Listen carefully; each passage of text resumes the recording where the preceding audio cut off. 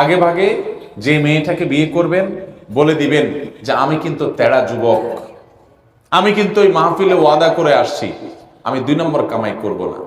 ডাল ভাত খেয়ে থাকা লাগতে পারে, অনেক সময় ডালও থাকবে না, এমনও হতে পারে লবণ ভাত খেয়ে থাকা লাগতে পারে, মরিচ ভাত খেয়ে থাকা লাগতে পারে।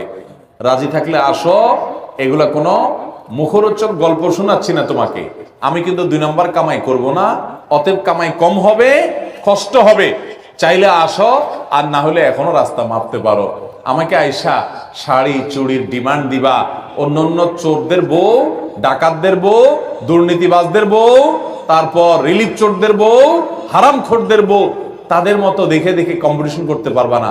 তুমি আমার বউ হতে হলে, হালাল খোরের বউ হতে হলে, তুমি সকল লোভ ছেড়ে দিয়ে সততার উপরে থাকার নিয়ত করতে হবে, কষ্ট করে চলার নিয়ত করতে হবে। তবে যারা কষ্ট করে চলার নিয়ত করে আল্লাহ তাআলা এদেরকে সবচেয়ে সুখে রাখেন, শুধু আখিরাতে না দুনিয়াতেও। যারা চুরি করে কামাই করে বা 2 নম্বর পথে কামাই করে, আমরা বাহির থেকে দেখে মনে করি আহ কি সুখে আছে, অনেক টাকা পয়সা কামাই করতেছে, তাই না?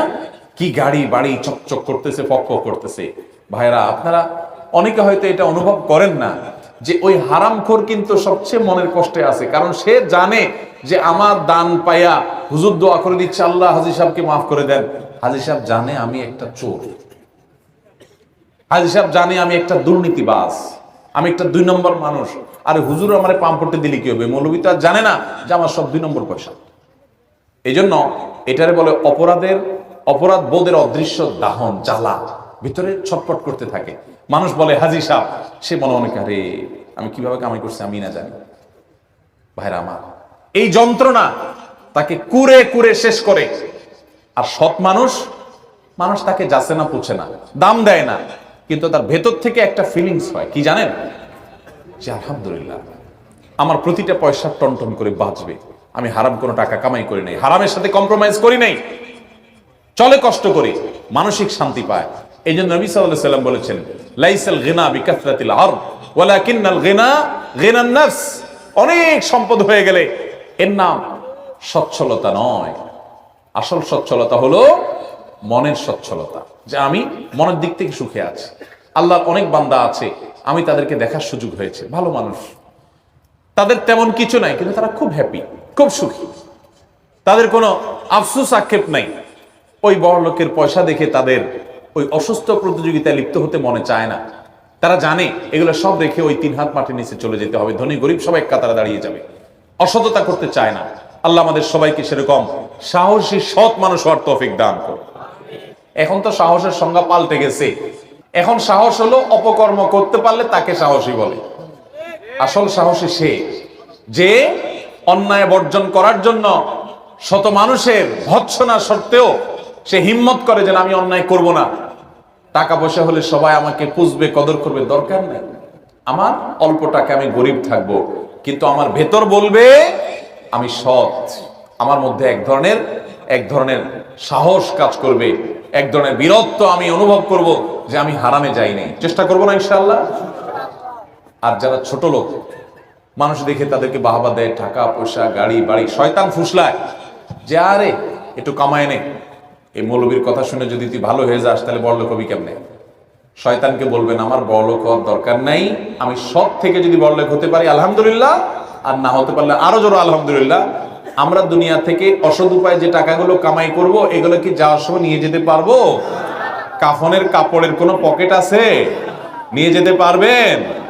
তাহলে 2 নম্বর কামাই করব, কার জন্য কামাই করবেন? কার জন্য হারাম কামাই করবেন? ছেলে মেয়ের জন্যই তো। মানুষ নিজের জন্য কামাই করে না।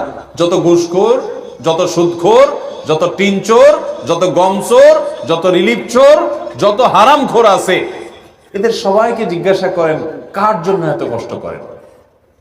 তারা কেউ কিন্তু নিজের এক পেটের জন্য এত কষ্ট করে না। কার জন্য করে জানেন? ছেলে মেয়ের জন্য, পরিবারের জন্য।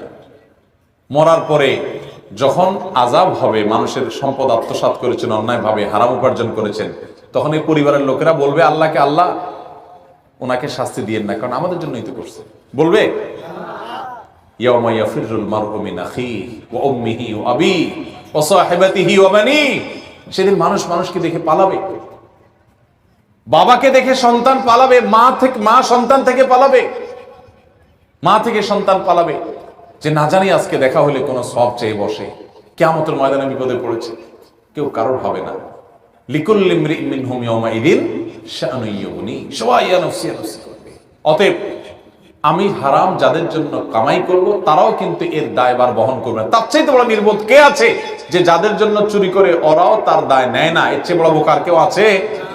তাহলে আসুন আমরা আজকের মাহফিলে শপথ করি, আমরা দুর্নীতি মুক্ত বাংলাদেশ গড়বো ইনশাআল্লাহ।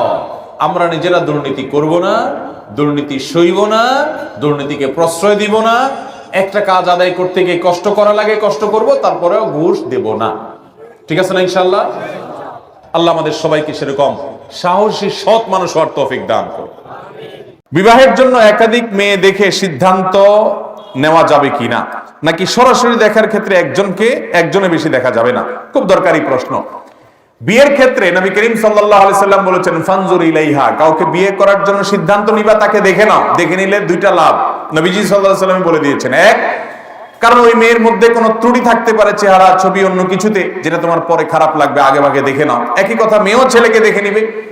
আর দ্বিতীয়ত হলো ফাইন্নাহু আহরা আন ইউদামা বাইনাকুম, হাদিসের ভাষ্য, বিয়ের আগে যদি দেখে নেওয়া হয় তাতে পারস্পরিক সম্প্রীতি, ভালোবাসাটা এবং মুগ্ধতাটা একটু বেশি হয়। এই জন্য বিয়ের আগে দেখে নেওয়াটা সুন্নাহ, নবীজি সাল্লাল্লাহু আলাইহি সাল্লামের নির্দেশ। এখন কথা হলো, বিয়ের আগে দেখা যাবে এর মানে কি রাস্তায় যত মেয়ে যাবে সবগুলোকে বিয়ের নিয়ে একবার দেখবেন? কি বলেন?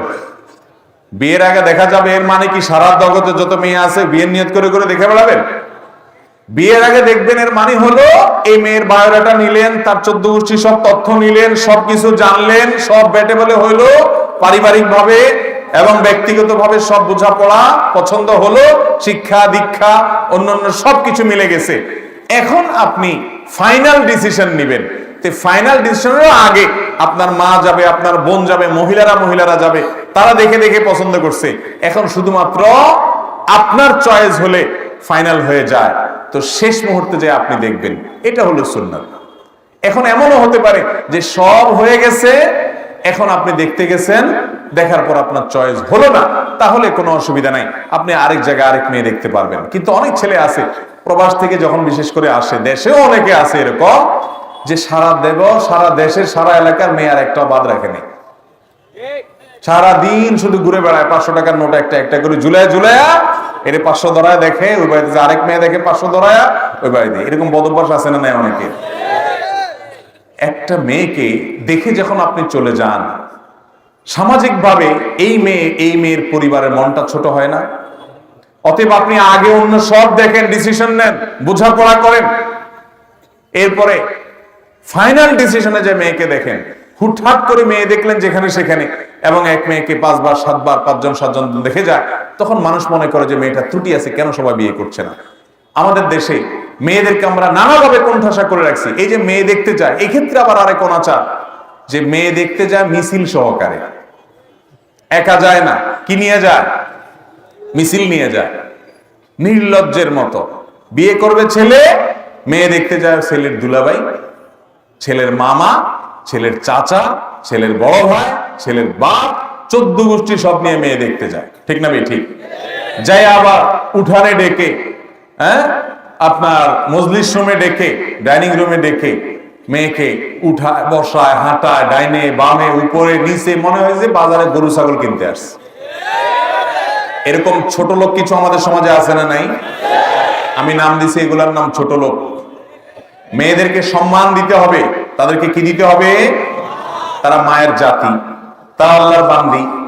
বিশেষ করে যখন পর্দানশীল মেয়ে হয়, তখন তাদের প্রতি আমাদের দায়িত্ব আরো অনেক বেড়ে যায়।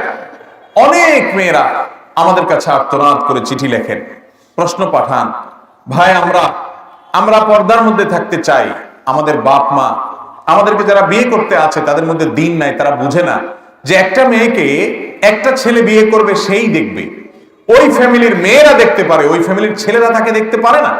হ্যাঁ, বিয়ে হয়ে গেলে তখন ছেলের বাবা দেখবে, যাদের সাথে দেখা দেওয়া জায়েজ মাহরাম তারা দেখবেন, শ্বশুর দেখবেন, কিন্তু সেটা বিয়ের পরে। বিয়ের আগে শুধু ছেলে দেখবে ছেলের পক্ষের, আর ছেলের পক্ষের মেয়েরা দেখবে। কিন্তু আমাদের দেশে দেখা যায় বিয়ে করবে ছেলে, চয়েস করতে আসে ছেলের দুলাভাই। দুলাভাইয়ের এখানে ব্যাপারটা কি আমাকে বলেন, কি বলেন? দুলাভাইয়ের কোনো ইস্যু আছে? এগুলা নির্লজ্জতা, এগুলা বেহায়াপনা। অনেক বেহায়া দুলাভাই আছে, তারা যদি ডাকা না হয় তো বলে যে বিয়েতে আমি আর নাই। আছে না নেই? এই ছোট লোকই দুলাভাই, যাদের মধ্যে দুলাভাইগিরি যাদের মধ্যে আছে, এরা সব সোজা হয়ে যান। আল্লাহরে ভয় করেন। আরেকজনের বউ আপনি দেখতে যাবেন কেন? আপনার মতো বেহায়া আরেকজন আছে আল্লাহর জমিনে? ভাইরা আমার, মেয়েদেরকে দেখতে গিয়ে বাজারে গরুর মতো ছাগলের মতো করে অপমান করা, সবাই মিলে মিছিল দিয়ে দেখা, এগুলো নাজায়েজ কাজ, এগুলো করবেন না, বেশরিয়তি কাজ, হারাম। সুন্দরভাবে সম্মানজনক ভাবে দেখবেন, ফাইনাল ডিসিশনে দেখবেন। অতএব দেখা কি আছে? জায়েজ আছে। এটা ছেলেও দেখবে, মেয়েও দেখবে।